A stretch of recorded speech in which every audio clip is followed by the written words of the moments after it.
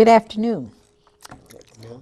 I'm glad to see everybody out this afternoon, and we're here again with our NAACP update. My name is Carolyn Perkins, and our guest today is Mr. Al Jordan. He's our educational chair at the Dayton unit of the NAACP. How you doing? I'm doing good. Doing Good, good. good. Doing good. How about yourself? I'm doing fine. Good. Al's going to talk to us today about the NAACP and where they stand on our education piece nationwide. And then he might get into a little detail on what's going on in Montgomery County. But I'm going to let Al give you a little information about himself. Well, thanks a lot. Thanks a lot, Carol. I come to this position quite a novice. Having recently retired as a Dayton Public School administrator. I was principal at Edison, and just wanted to get involved and do something with the NAACP. I actually felt kind of guilty in that my previous careers as an Air Force officer and as school administrator did not give me the opportunity to get involved in the NAACP. So when Mr. Forward, President Forward, approached me, I said, I might as well. I didn't realize that I would end up as the chairman of the Educational Committee. And it's been quite a challenge because I'm still getting my feet wet, even after almost a year. But to tell you a little bit about myself, I'm a retired Air Force officer as well as a retired school administrator. I spent 21 years in the Air Force and retired as an Air Force major. And a native of North Carolina, Winston-Salem specifically, went to Johnson C. Smith University in Charlotte, North Carolina, and had a wonderful experience there before going into the Air Force. But growing up in Winston-Salem, I used to often tell my teachers and my students that I was probably here in Dayton, probably in school system or in schools where I was the only one that probably grew up in a very segregated school system. And in Winston-Salem, I grew up in a school system where blacks and whites just didn't go to school together. But that was a very, very positive experience, and there were a lot of takeaways from that. But because of that, education was very important to me. It was also important to me because I came from a single-parent home, grew up in the projects in Winston-Salem, North Carolina, and teachers and coaches were my role models. They were my mentors, and we had quite a bit of respect for them. And I knew that if nothing else, to erase the guilt that I had to deliver and give back. And that was partly part of the reason I went into education, was because of, after retiring out of the Air Force, is because I always wanted to give back to those teachers and those coaches. So that's why I went into education. That's a long way around to where we are now. I mean, where I am now, but just wanted to give you that background. Well, it's not so much a long way around. It's what they call Great Circle Route. Yes. But whichever way you got to where you're at, we're glad you're here. Well, I'm glad to be here, and I'm going to try to do the best job that I can. That's good. That's Yes. good. We need more teachers, maybe of your background, and just as your thought process to be in the school systems now. There's a few, but there's not a lot, it seems, that have your feeling for education and for the students. Yes. And that's part of essential. it. And that's essential. Every day I think about my coaches. I think about those teachers who, as you know, in the South they say, laid a hand on me. Laid a hand on me. As I said, I grew up in a single-parent home. My mom did the best that she could with 5 boys, 5 knucklehead boys. I was the oldest, and I lost her in 2010. Lost her in 2010, but one of my brothers says that he says, "You never know how proud Mom is that you are a school administrator," and that has been a focal point for me.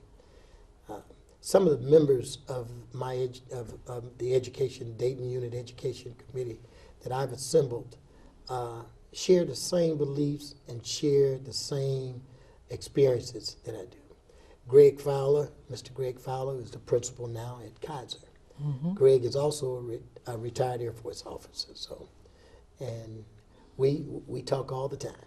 We talk all the time, and I use Miss Sandy Colley, Charles Davis, and other members of the committee to keep me informed, particularly those because they're still in the school system. Mm-hmm. And as you know, the school system changes. It can change drastically in 1 year. So I use them to keep me focused on the current events of what's going on in the school systems. We made contact with the local superintendents of all of the surrounding school districts, Mm-hmm. and we've established those contacts, which I think are going to be essential in us delivering a good, solid program for the NAACP. Okay. So those 9 districts, which brings me to, you said what's going on in Montgomery County. We're in the process of finalizing plans for our town hall meeting, which will be December the 7th. We have an educational town hall meeting on December the 7th. Place to be determined. Mr. Ford just called me a half hour ago and told me where it's going to be, but I haven't had a chance to look at the text. But it's going to be December the 7th, which is a Saturday, from 9 to 12. We've invited all of the superintendents, the 9 superintendents in the area for all the districts, and that to include Oakwood, Centerville, Kettering, Huber Heights, Trotwood, Jefferson Township, Dayton, and I think I got Northridge and Northmont. So we're excited about that, and we hope that that'll be a success. That's great. Well, what is you said it's town hall meeting. What are your plans of discussion or kind of, The basic discussion will center around two areas. As you can understand, the educational spectrum is so large. But what we intend to do is we intend to have a panel of superintendents, these superintendents from the school district that I just mentioned, and to speak on two major issues, and that is academic performance in their district and then school safety. As you can imagine, over recent years, over the recent months, school safety has become a very, very high profile issue. So we would like for these superintendents to talk to us about it. Even though we haven't had any major incidents in any of the school districts in this area, it's always important for parents to understand exactly what's being done to ensure the safety of their kids. Okay. And then, of course, academic performance. Right. We made sure that we invited other school districts outside of Dayton, so those superintendents can discuss exactly what they're doing to make their district successful, and talk about the challenges in those districts that are not so successful. Okay, sounds pretty good. As far as the national, that falls in line with the national.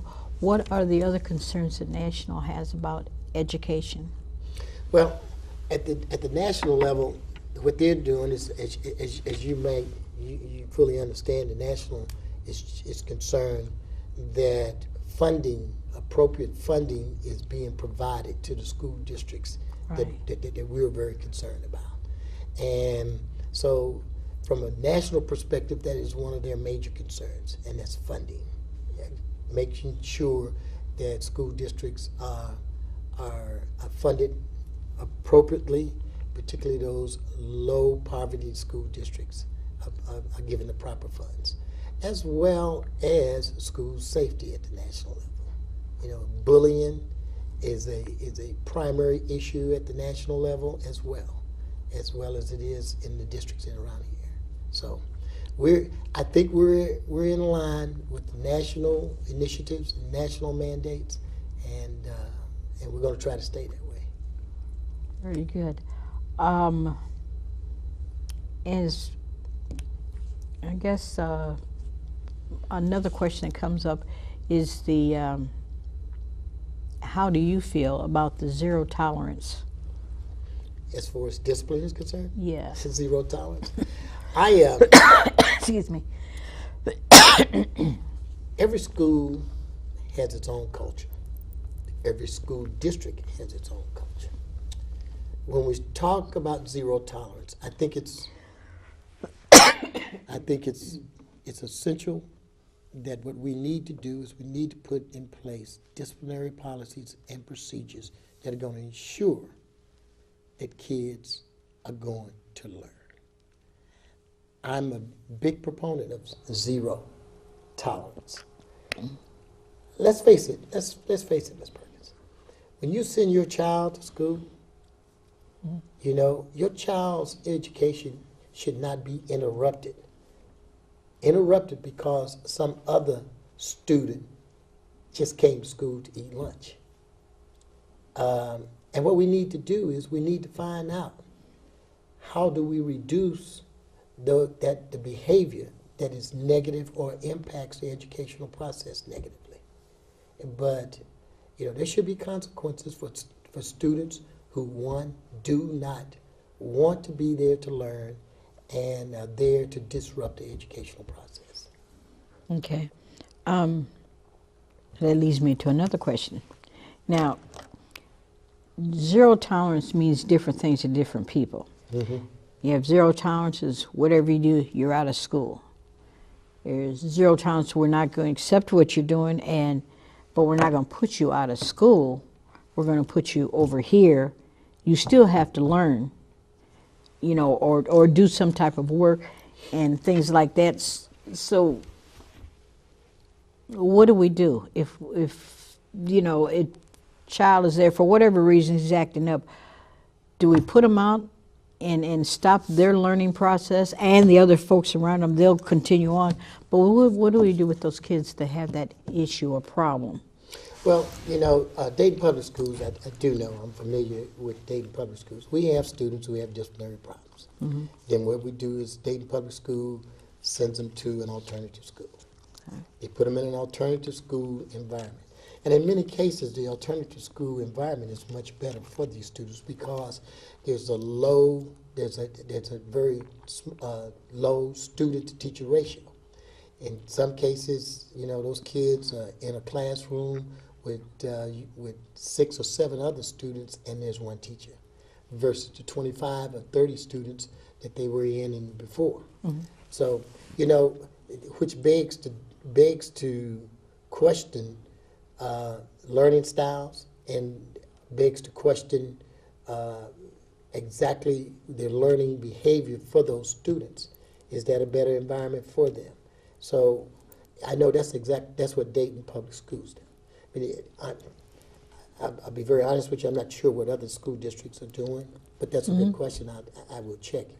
But that's in Dayton Public Schools. If a child, we have kids, for instance, if a kid violates a policy, let's say he brings a weapon to school, then, you know, the school district has policies and procedures as to how to deal with that.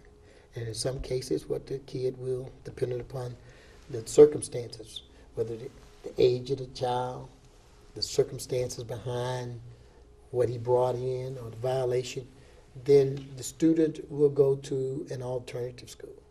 And he will spend, in most cases, 9 weeks in an alternative school, and then he'll return back to his other school, to his home school.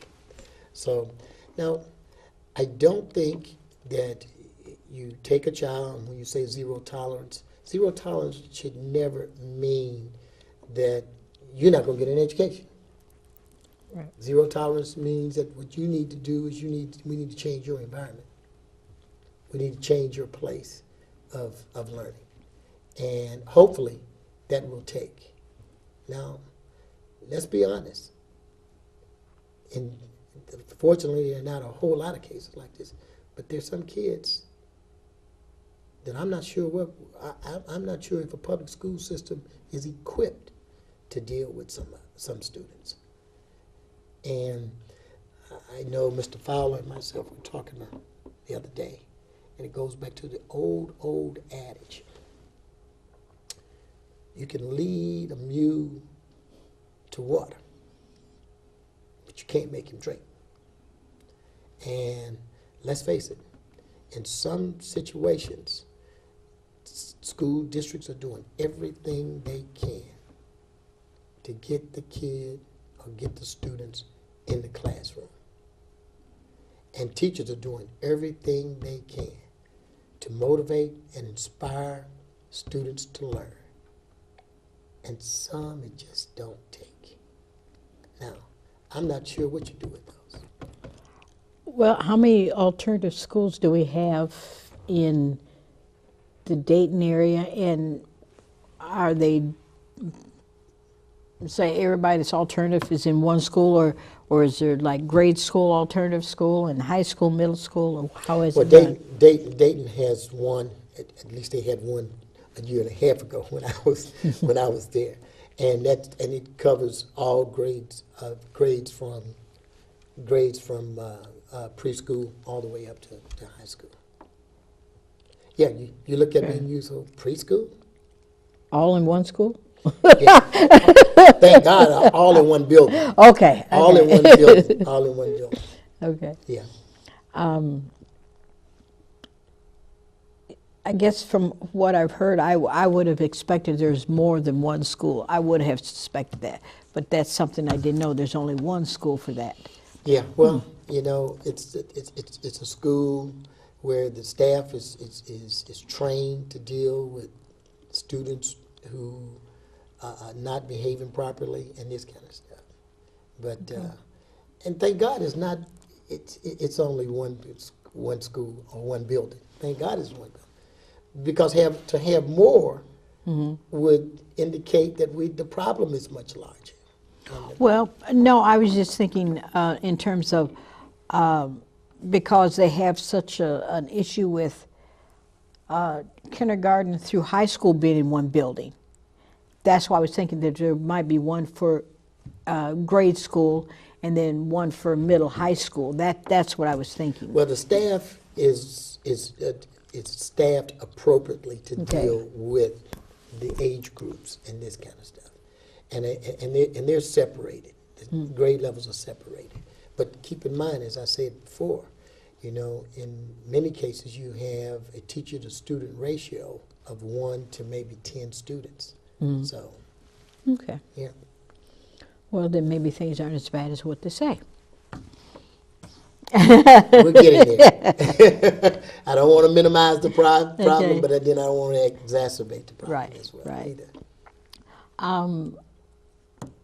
The state of Ohio has been dealing with education. They were talking about, I'm not sure how to phrase this because I'm not an educator, but talking about the, I think it was not CPI, but it was learning, I guess, across the board, like the testing that they do to get into high school and to graduate, those kind of testings.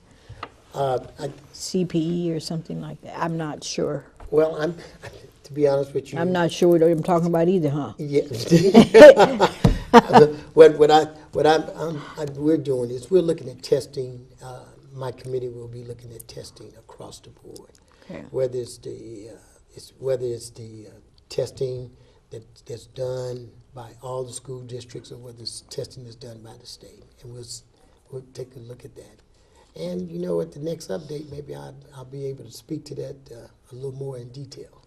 Well, It sounds pretty good because this is the first time we've had you here, and we're going to have you back. And looking forward to coming back. Okay. Next time, I think I'll be more experienced. Well, it's just you and me. Yeah. And a few other thousand folks. Hopefully. Hopefully. But this is a very good topic, and it's timely because of all the issues you discussed. Everything from zero tolerance to violence in the schools, and how do we combat that? Do we put guns in the teachers' hands, or do we, have experienced officers at the door, or electronics? What is the best? Because I know no one thing is going to be, I don't think, a best across the board, because every school, every community is different. Absolutely, and I am, and you hit the nail on the head there. There's not going to be one pill to solve the entire problem. As an administrator, you're constantly thinking, and you're constantly watching and observing, looking to see how you can make your school safe and keep your school safe. I know there were many times that I was accused of not paying attention to the person that was standing to me and talking to me, when in fact I'm always looking to see looking for the unusual, looking for the out of place, and it's a major concern for every administrator, school safety. And you're right. There's no super pill that we're going to be able to take. I'm not in favor of arming teachers. I don't think that's the answer. I am in favor of having someone in there, a trained person in every school that can handle a violent or potentially violent situation. And it's not just people that come in and want to do harm. We've had parents that come in and threaten teachers and threaten administrators. And it's an alarming situation when you're standing there and you don't know what that person is capable of doing, and you have nothing. You have nothing. So it's school safety is paramount. I used to tell my parents, my first responsibility as a principal, my first responsibility. And most people would say, well, you're here to make sure my child learns. That's my second. My first responsibility is to make sure your child is safe. Make sure that your child gets off of that bus, gets back on that bus, and gets in that house. Now he's yours then, all right? But in the interim between that, my second responsibility is to make sure that he learns, or to provide him with an opportunity to learn. Right. That's right, to make sure that he has an opportunity to learn. Well, it's been a good afternoon talking to you, and I'm sure when we get the information out about the town hall meeting, that will be something that is spectacular and something that people will be interested in coming out. And you can keep up on the website or call down to the office at 937-222-2172 in the next week or so, and we'll be able to tell you exactly where it's going to be located and what time. And we invite everyone in the Montgomery County area to come out and see what these school administrators have to say, and talking to you and your committee and President Forward. And everything should work out pretty good on that. Well, we're looking forward to it, and we have high aspirations about it. Okay, well, thank you all for listening to us this afternoon, and join us back here again next month, and we'll talk about something different. And if you have a subject you'd like for us to discuss, call to the office again at 222-2172, and we'll see if we can come up with the people to talk to you. Everybody have a nice day.